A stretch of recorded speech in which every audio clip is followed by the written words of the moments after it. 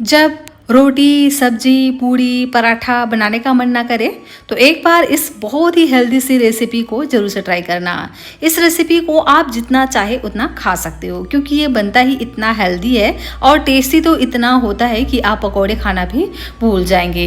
एकदम ही शानदार super soft यह रेसिपी बन करके तैयार होता है कि जिसके दांत भी नहीं होंगे ना, वो भी इसे बहुत ही चाव से खा पाएंगे। तो अगर आपके घर में बड़े बुजुर्ग हैं तो इस तरह से इस रेसिपी को ज़रूर से ट्राई कीजिएगा।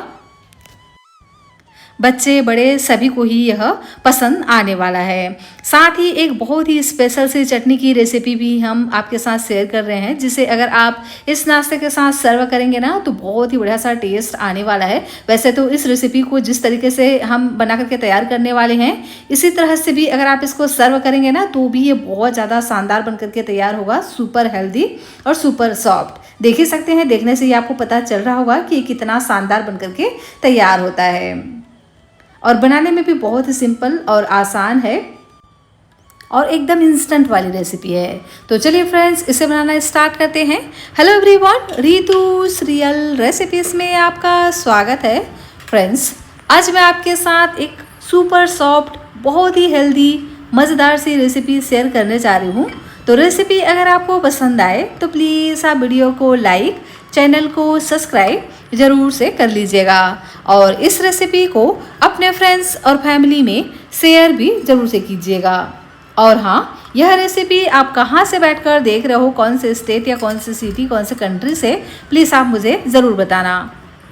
तो इस रेसिपी को बनाने के लिए मैंने यहाँ पर एक पैन लिया है। पैन पे हम डाल देते हैं 2 छोटे चम्मच ऑयल।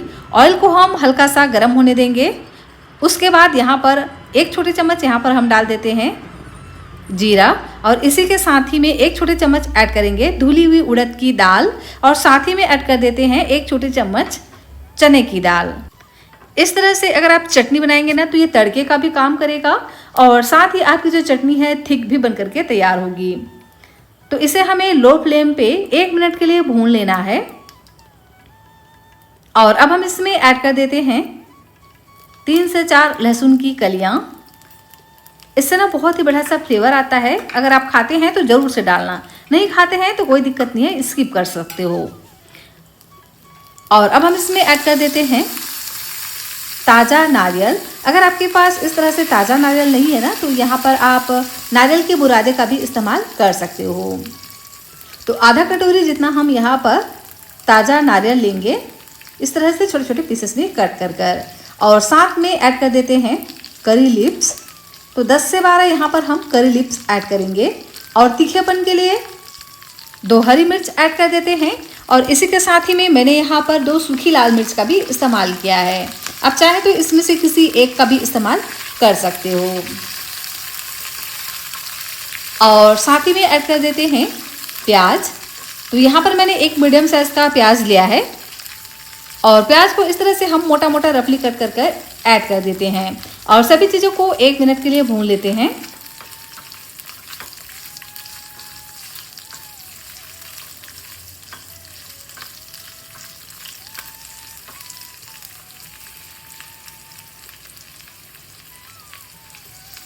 देख सकते हैं सभी चीज़ें हल्का सा भून गया है। तो अब हम इसमें ऐड कर देते हैं टमाटर। तो एक मीडियम साइज़ के मैंने यहाँ पर टमाटर लिए हैं और टमाटर का बीज वगैरह बिल्कुल भी निकालने की ज़रूरत नहीं है। इसी तरह से मोटा मोटा रफली हम कट करके ऐड कर देते हैं और सभी चीज़ों को मिक्स करते हुए सिर्फ 1 मिनट के लिए भून लेंगे। और अब हम यहाँ पर ऐड कर देंगे नमक। तो स्वाद अनुसार नमक ऐड कर देते हैं।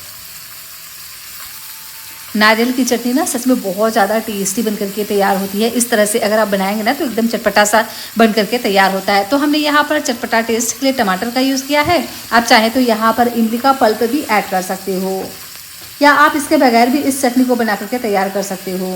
लेकिन इस तरह से बनाएंगे ना तो एकदम ही चटपटा सा बन करके तैयार होता है। इसे आप किसी भी रोटी, पूड़ी, पराठे, नाश्ते के साथ सर्व कर सकते हैं या आप इसे चावल के साथ भी सर्व कर सकते हैं। और इस नाश्ते के साथ सर्व करेंगे ना तो इसका टेस्ट आपको बहुत ज़्यादा पसंद आने वाला है। तो अच्छे से हम इसको भून लेंगे जब तक कि जो प्याज टमाटर ना वो बढ़िया से गल न जाए। तो 1 मिनट के लिए और हम भून लेंगे। इसके बाद यहाँ पर हम बारीक कटा हुआ फ्रेश हरा धनिया ऐड कर देते हैं और हरा धनिया डालने के बाद सिर्फ 1 मिनट के लिए इसको हमें चलाना है। और देख सकते हैं ना, सभी चीज़ें बढ़िया से भून गई हैं। तो अभी हम गैस की फ्लेम को बंद कर देंगे और इन सभी चीज़ों को थोड़ा सा हम ठंडा होने देते हैं। ठंडा होने के बाद ही इसे हम डालेंगे एक ग्राइंडर में और इसको हम बढ़िया से ग्राइंड कर लेंगे। और इसमें हम थोड़ा सा पानी भी ऐड कर देते हैं जिससे ये अच्छे से ग्राइंड हो जाए। तो अगर आपको चटनी थोड़ा सा पतला चाहिए तो यहाँ पर आप पानी ऐड कीजिएगा, नहीं तो ऐसे भी ये ग्राइंड हो जाते हैं। तो लीजिए, एकदम ही चटपटा सा चटनी हमारा बन करके तैयार हो गया है। इस चटनी में बिल्कुल भी आपको तड़का वगैरह लगाने की ज़रूरत नहीं है, क्योंकि जिस तरह से हमने इसको तैयार किया है ना, ये बहुत ही शानदार सा बन करके तैयार होता है, एकदम चटपटा सा। आप इसे रोटी, पूड़ी, पराठा किसी के साथ भी सर्व कर सकते हो।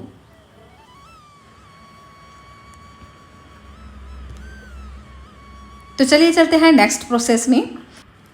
यहाँ पर मैंने लिया है एक बाउल, इसमें हम डाल देते हैं टमाटर।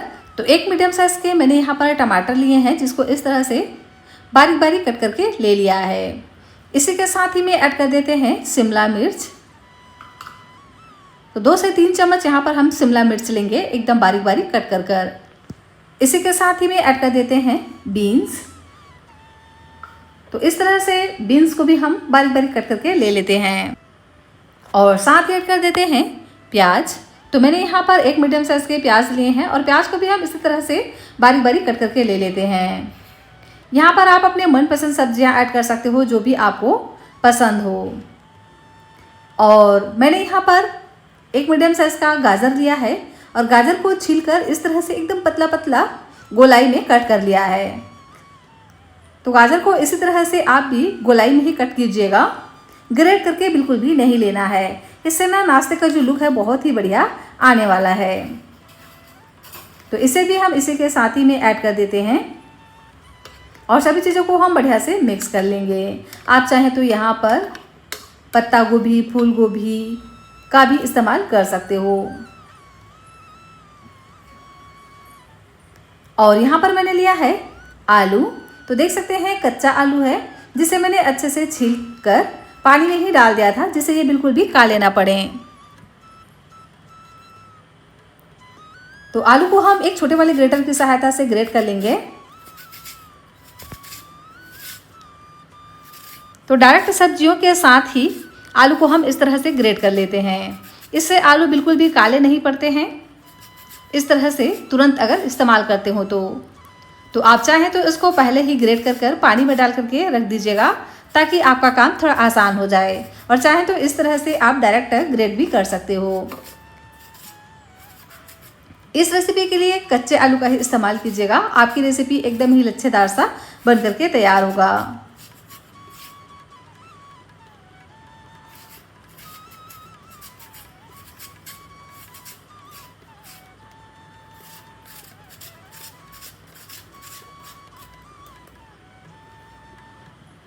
लीजिए, आलू को मैंने ग्रेट कर लिया है। इसे ग्रेट कर लेने के बाद बिल्कुल भी हमें नहीं छोड़ना है, तुरंत ही हम सभी चीज़ों को मिक्स कर लेंगे। इससे क्या होगा, जो आलू है ना बिल्कुल भी काले नहीं पड़ेंगे। और अगर आप इसको इसी तरह से छोड़ देंगे ना, तो ये तुरंत ही एकदम से काले पड़ने लगेंगे और आपकी रेसिपी बिल्कुल भी अच्छे से नहीं बनेगा। तो तुरंत ही हमें अच्छे से इसको मिक्स कर लेना है। इस तरह से मिक्स करेंगे तो देख सकते हैं ना, बिल्कुल भी ये काले नहीं पड़ते हैं। तो मुझे इसको ना तुरंत इस तरह से मिक्स करना था, तो मैंने इसको डायरेक्ट ही ग्रेट कर लिया है। अगर आप चाहें तो इसको पहले भी ग्रेट करके रख सकते हो। सभी चीज़ों को अच्छे से मिक्स कर लेंगे। और अब हम यहाँ पर ऐड कर देते हैं नमक। तो स्वाद अनुसार यहाँ पर हम नमक ऐड करेंगे। और इस रेसिपी की खास बात पता है क्या है, कि इस रेसिपी में हम बिल्कुल भी मसाले वगैरह का यूज़ नहीं करने वाले हैं, क्योंकि इस रेसिपी में ना तो हम किसी तरह के कोई मसाले यूज़ करेंगे। बहुत ही हेल्दी तरीके से इस रेसिपी को बना करके तैयार करेंगे और एकदम ही नेचुरल टेस्ट में। अगर यहाँ पर हम मसाले यूज़ करते हैं ना, तो मसालों का ही टेस्ट आ जाता है। तो हम क्या करेंगे, एकदम ही सिंपल और साथ ही बहुत ही हेल्दी, सुपर सॉफ्ट, कि बिल्कुल मुंह में जाते ही घुल जाए, इस तरह से इसको हम बना करके तैयार करने वाले हैं। तो मैंने यहाँ पर सिर्फ नमक ही मिक्स किया है और नमक अच्छे से मिक्स कर इन सब्जियों को हम 5 से 10 मिनट के लिए इसी तरह से साइड में रख देंगे, ताकि जो सब्जियाँ हैं ना वो सॉफ्ट हो जाएं और अपना पानी भी रिलीज़ कर दे। तो जब तक सब्जियाँ सॉफ्ट हो रही हैं, मैंने इधर लिया है पोहा। तो आधा कप यहाँ पर हम पोहे का इस्तेमाल करेंगे और कोई सा भी पोहे का यूज़ कर सकते हो।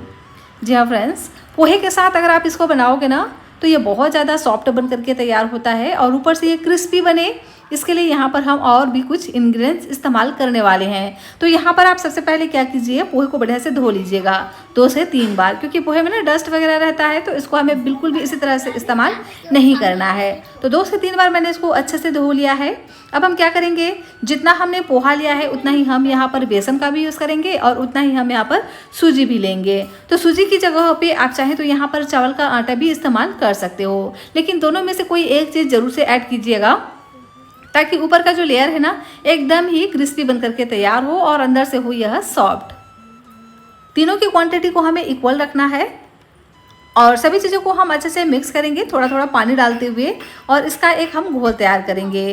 तो लगभग यहाँ पर हम आधा कप जितना ही पानी का इस्तेमाल करेंगे, मतलब सभी की क्वांटिटी को हमें इक्वल रखना है, इस बात का ध्यान रखिएगा। तो आधा कप पोहा, आधा कटोरी बेसन, आधा कटोरी हम यहाँ पर सूजी इस्तेमाल करेंगे और आधा कटोरी जितना ही यहाँ पर हम पानी का भी यूज़ करेंगे।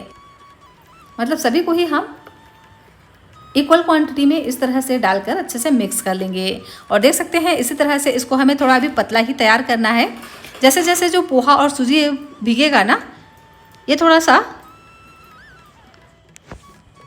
फूल जाता है और पानी को ऑब्जर्व कर लेता है और देख सकते हैं इस तरह से यह सूखा सूखा सा तैयार हो जाता है। मैंने इसको 5 से 10 मिनट के लिए छोड़ दिया था और देख सकते हैं जो पोहा है ना बढ़िया से फूल चुका है, पोहा और सूजी। तो दोनों को ही हमें अच्छे से भिगा करके लेना है, इस बात का ध्यान रखिएगा। जितना बढ़िया से ये भीगेंगे ना उतना ही बढ़िया आपकी रेसिपी बन करके तैयार होगी और अच्छे से यह ग्राइंड हो जाएगा। तो अब हम क्या करेंगे, लेंगे एक ग्राइंडर और इसमें हम डाल देते हैं पोहा, बेसन और सूजी के पेस्ट को। और यहाँ पर भी हम बिल्कुल भी मसाले वगैरह का यूज़ नहीं करेंगे, मतलब हरी मिर्ची और लहसुन अदरक वगैरह बिल्कुल भी यहाँ पर हमें डालने की ज़रूरत नहीं है। वैसे आपको लगे तो आप यहाँ पर ऐड कर भी सकते हो, लेकिन इसको हम बहुत ही सिंपल तरीके से बना करके तैयार करेंगे। तो इसके लिए क्या करेंगे, थोड़ा सा पानी डालकर इसको इस तरह से हम ग्राइंड कर लेते हैं और एकदम स्मूथ सा बैटर इस तरह से हम तैयार करेंगे। देख सकते हैं बिल्कुल भी इसमें बड़े चंक्स नहीं है, एकदम स्मूथ सा पेस्ट हमारा बन करके तैयार हुआ है। तो इसको हम निकाल लेंगे एक मिक्सिंग बाउल में। तो मैंने उसी मिक्सिंग बाउल में निकाल लिया है जिसमें हमने अभी पोहा और बेसन को भिगा करके रखा था। और देख सकते हैं इसकी कंसिस्टेंसी इसी तरह से इसको हमें तैयार करना है। इसे बहुत ज़्यादा गाढ़ा नहीं रखना है, न बहुत ज़्यादा हम इसको पतला रखेंगे।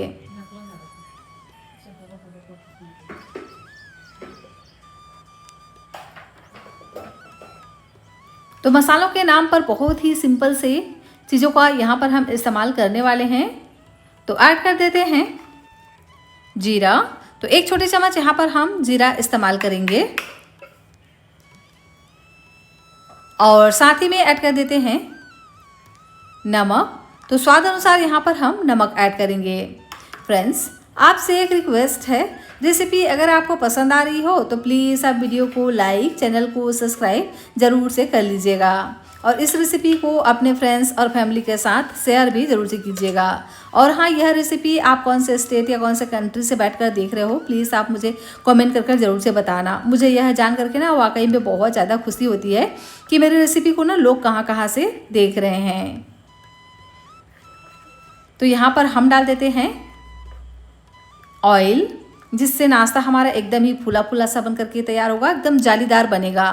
तो 1 छोटी चम्मच यहाँ पर हम ऑयल डालेंगे और सभी चीज़ों को बढ़िया से इस तरह से मिक्स कर लेंगे और नाश्ता हमारा और भी बढ़िया से फूला फूला बने तो इसके लिए यहाँ पर हम पिंच से 1 पिंच इस तरह से डाल देते हैं खाने वाला सोडा, या यहाँ पर आप इनो का भी इस्तेमाल कर सकते हो और अच्छे से मिक्स कर लेंगे।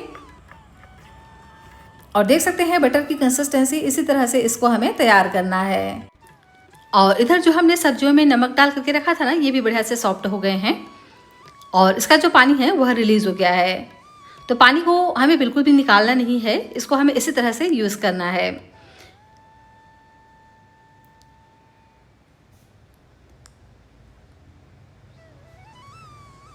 तो इन सब्जियों को हम ऐड कर देते हैं इस बैटर में।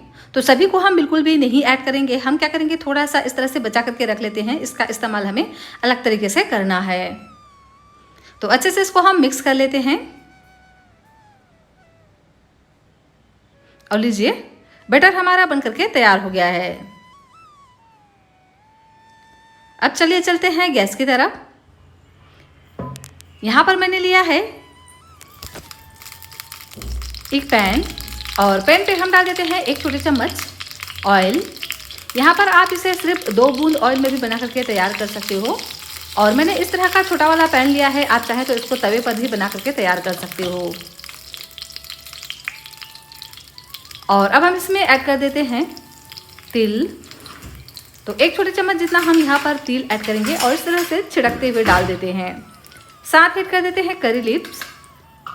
तो करी लिप्स को भी हम इस तरह से ऐड कर देंगे, और इसको साबुत ही ऐड करना है, बिल्कुल भी आपको कट करने की ज़रूरत नहीं है।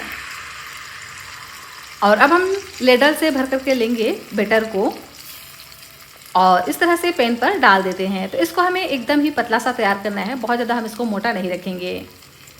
तो 1 से 1.5 लीटर भर करके लेंगे बैटर को और इस तरह से पैन पर डाल देते हैं। और किनारे पर भी इस तरह से हमें अच्छे से डाल देना है, ताकि इसका जो शेप है ना एकदम गोलाई में आए। और अब हम क्या करेंगे, जो सब्जियों को हमने बचा के रखा था ना, उसको लेंगे और इस तरह से ऊपर से छिड़कते हुए ऐड कर देते हैं। इससे अंदर से भी बहुत ज़्यादा यह टेस्टी बनेंगे और बाहर से ये बहुत ही बढ़िया लुक में तैयार होंगे। और गाजर को इस तरह से हम अरेंज करते हुए डाल देते हैं, इससे ना बहुत ही बढ़िया सा इसमें लुक आएगा। तो सब्जियों को हमने बिल्कुल भी भूना नहीं है, फिर भी ये बहुत ही अच्छे से पक जाते हैं, क्योंकि हमने यहाँ पर मीठा सोडा का भी यूज़ किया है। तो ऐसा बिल्कुल भी नहीं समझिएगा कि ये बिल्कुल भी नहीं पकेंगे, बहुत ही अच्छे से ये पक जाते हैं। ऊपर से डाल देते हैं इस तरह से बारीक कटा हुआ हरा धनिया। आप चाहें तो चिली फ्लेक्स या ब्लैक तिल, वाइट तिल भी ऊपर से डाल सकते हैं, इससे और भी बढ़िया लुक में तैयार होगा। मैंने यहाँ पर थोड़ा सा वाइट वाला तिल का इस्तेमाल किया है। अगर यहाँ पर आप ब्लैक तिल का इस्तेमाल करोगे ना, तो उसका जो लुक है बहुत ही बढ़िया आएगा, अलग तरीके से आएगा। और ऊपर से थोड़ा सा चिली फ्लेक्स भी ऐड कर देते हैं, इससे तीखापन भी आएगा और साथ ही इसका बहुत ही बढ़िया लुक भी आएगा। तो आप चाहें तो इसको स्किप कर सकते हैं अगर आप इसे बच्चों के लिए बना रहे हो तो। और इसको हम कवर करके पकने देंगे 2 से 3 मिनट के लिए। 2 से 3 मिनट में ही ये बहुत ही बढ़िया से बन जाते हैं, बहुत ही बढ़िया से पक जाते हैं। क्योंकि हमने यहाँ पर सोडा का इस्तेमाल किया है ना, तो बिल्कुल भी बहुत ज़्यादा टाइम बिल्कुल इसको नहीं लगता है। और धीमी धीमी आंच पर ही इसको पकाइएगा, ताकि बढ़िया से ये अंदर तक पक जाए। और जैसे ही एक साइड से यह पक जाते हैं, तो उसके बाद इसके हम साइड को चेंज कर देंगे स्पैचुला की सहायता से। और नीचे से इसको हमें सिर्फ 1 मिनट के लिए पकाना है, उसके बाद इसको हम निकाल लेंगे। देख सकते हैं ना, बहुत ही शानदार सा नाश्ता हमारा बन करके तैयार हो गया है। जब इस तरह से यह बन जाए तो उसके बाद हम निकाल लेंगे। और इसी तरह से एक एक करके सभी नाश्ते को हमें बना करके तैयार कर लेना है। लीजिए, पोहा बेसन का बना हुआ एकदम ही हेल्दी सा नाश्ता हमारा बन करके तैयार हो गया है। तो जब कभी आपको रोटी, सब्जी, पूड़ी, पराठा, चावल खाने का मन ना करे ना, तो एक बार पोहा और बेसन की रेसिपी इस तरह से बनाइएगा, एकदम सुपर सॉफ्ट बन करके तैयार होगा। और अगर आप इसको क्रिस्पी बनाना चाहें ना, तो थोड़ा सा टाइम दीजिएगा और अच्छे से अलटते पलटते हुए 5 से 6 मिनट तक बढ़िया से सेक लीजिएगा। जितना आप इसको अच्छे से टाइम देंगे ना, उतना ही बढ़िया यह क्रिस्पी से बन करके तैयार होते हैं। तो अगर आपको क्रिस्पी खाना पसंद हो तो इसको थोड़ा सा टाइम दे करके क्रिस्पी कर लीजिएगा। और अगर आपके घर में बड़े बुजुर्ग हैं और आप चाहते हैं थोड़ा सॉफ्ट सी रेसिपी, तो सिर्फ 2 से 3 मिनट पका करके इस तरह से निकाल दीजिएगा। तो देख सकते हैं ना, एकदम सॉफ्ट बन करके तैयार हो जाते हैं। और 2 से 3 मिनट में भी ये बहुत ही अच्छे से पक जाते हैं। ऐसा बिल्कुल भी नहीं समझिएगा कि ये बिल्कुल भी नहीं पकेंगे, क्योंकि हमने यहाँ पर मीठा सोडा का यूज़ किया है ना, तो बहुत ही अच्छे से पक जाते हैं। और इसे आप किसी भी चटनी या आप इसे सब्जी के साथ भी सर्व कर सकते हैं। लेकिन अगर आप सब्जी ना बनाना चाहें ना, तो इस चटनी के साथ सर्व कीजिएगा, बहुत ज़्यादा पसंद आएगा।